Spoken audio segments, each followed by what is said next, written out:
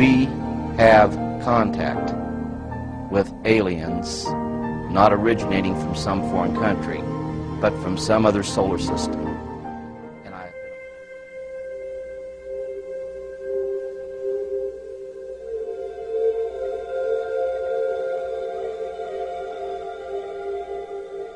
We are here today to disclose the truth about a subject that has been ridiculed and questioned, denied for at least 50 years.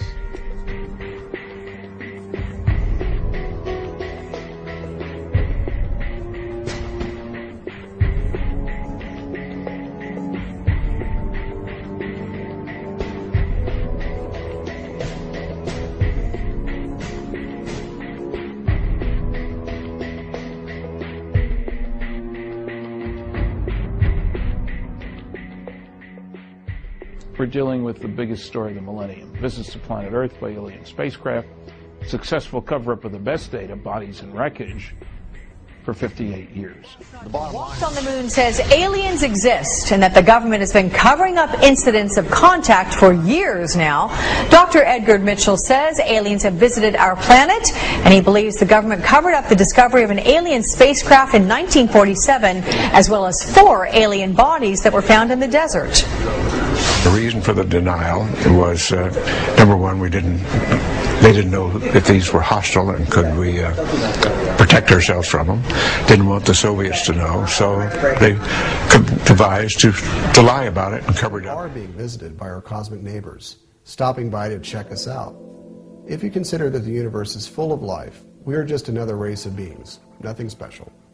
Other more advanced species of life could certainly observe us, just as we observe most of the life forms on this planet. Considering the trillions of planets in our own galaxy, the hundreds of billions of galaxies in the universe, and how rugged, diverse, and adaptive life is, there's virtually no scientific or logical probability that we are alone. In fact, there could be civilizations out there millions or even billions of years ahead of us. We don't know who is really out there or what their capabilities are, so anything is possible. For many people, seeing is believing, but until we have open contact, there's nothing wrong with keeping an open mind. I fully believe that we're not alone, and have for many, many years, even though at the time I went to the moon, it was the conventional wisdom, both in science and theology, that we were alone in the universe. Over the past few years, I've spoken to many witnesses and UFO experts, and personally witnessed 2 independent sightings. There's no doubt in my mind that we're being discreetly visited. The big question ultimately boils down to who is covering it up and why. The more you look at the evidence, the more obvious it becomes that the truth about extraterrestrial presence has been intentionally covered up for a long time. I'm Steve Bassett, the Executive Director of Paradigm Research Group and the Executive Director of XPAC, a political action committee devoted to the politics surrounding the extraterrestrial presence and the government truth embargo about that. The government's not telling you the truth about the ET presence, if you don't already know that. I invite you to go to Paradigm Research Group's website at www.paradigmresearchgroup.org or www.x-ppac.org and read about this issue. Read about the politics. Read about the work that's been done. Review articles. Explore an enormous bibliography, as well as quotes by people of high rank and station. You will quickly figure out there's something to this. This is real. This is transcendent.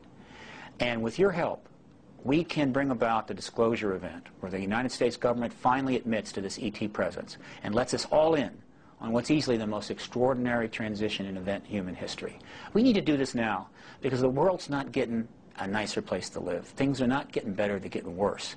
And part of the reason is too many important things are being withheld from the people of the world about the world they live in.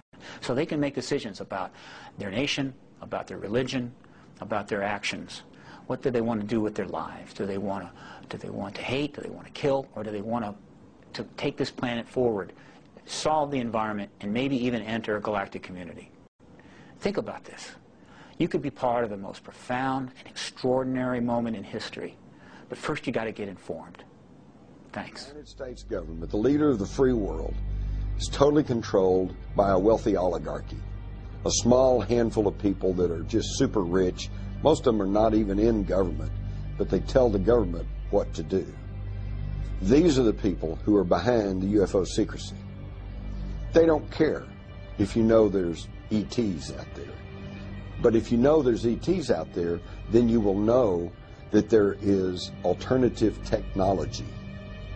And this could upset their monopolies over energy, fuel, transportation, communications, pharmaceuticals. And that's what they don't want. After all, who would continue to pay all these ever-increasing prices for gasoline that's polluting the air, choking us all, killing our kids? Why would we do that if we knew beyond any shadow of a doubt that there was non-polluting energy sources out there? This is what it's all about. It comes back to the old journalistic adage, follow the money. The question of UFOs and extraterrestrials, most people just think is something entertaining.